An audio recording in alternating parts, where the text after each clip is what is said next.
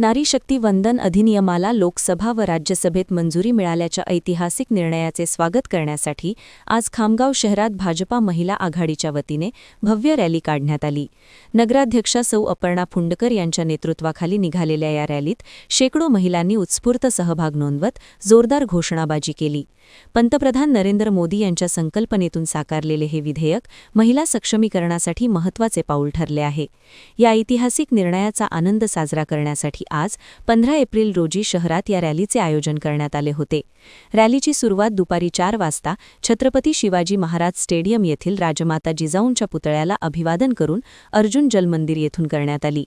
Rally Mahavir चौक, main road, Mohan चौक, शहीद भगतसिंग चौक आणि एकबोटे चौक या प्रमुख मार्गावरून मार्गस्थ झाली। भाजपा कार्यालय, टावर चौक येथे रॅलीचा समारोप करण्यात आला। नगराध्यक्षा सौ अपर्णा फुंडकर यांच्या नेतृत्वात निघालेल्या या रॅलीत जिल्हाध्यक्षा सौ सारिका डागा, शहराध्यक्षा सौ भाग्यश्री मानकर, खामगाव तालुकाध्यक्षा सौ श्रद्धा धोरण, सौ श्रद्धा जोशी यांच्यासह शेकडो महिला पदाधिकारी व कार्यकर्त्या उपस्थित होत्या। रॅलीती ठिकाणी स्वागत करण्यात आले।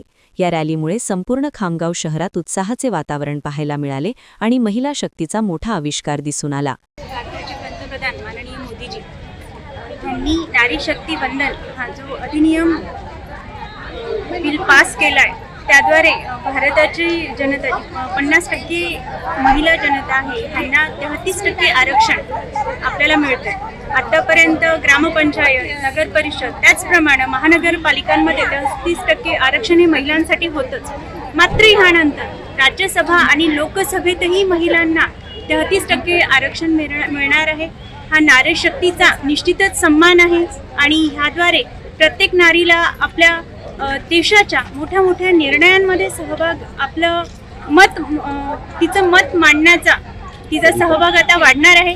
आणि मी सगळ्या महिलांच्या वतीने मोदीजींना आभार मानेन आणि त्यांचा धन्यवाद म्हणू इच्छिते की त्यांनी एका नारी शक्तीसाठी हा एवढा मोठा निर्णय आज घेण्यात आलेला आहे। मी असं म्हणू इच्छिते की प्रत्येक महिला ही खूप तिच्यामध्ये एक ती सक्षम आहेच, पण तिला प्लॅटफॉर्म मिळण्याची गरज असते आणि आता या निर्णयाद्वारे तिला जर आरक्षण मिळणार आहे तर ह्याद्वारे तिची एक स्वतंत्रशी जागा त्या ठिकाणी तयार होणार आहे की जी तिथे उभी राहून, जिथे लढून ती तिथे नेतृत्व करू शकते सगळ्या महिलांचं आणि आपलं मत ठामपणे मांडू शकते। त्याद्वारे महिलांच्या समस्या देखील ती जास्त चांगल्या प्रकारे सोडवण्यात नक्कीच मदत करू शकते।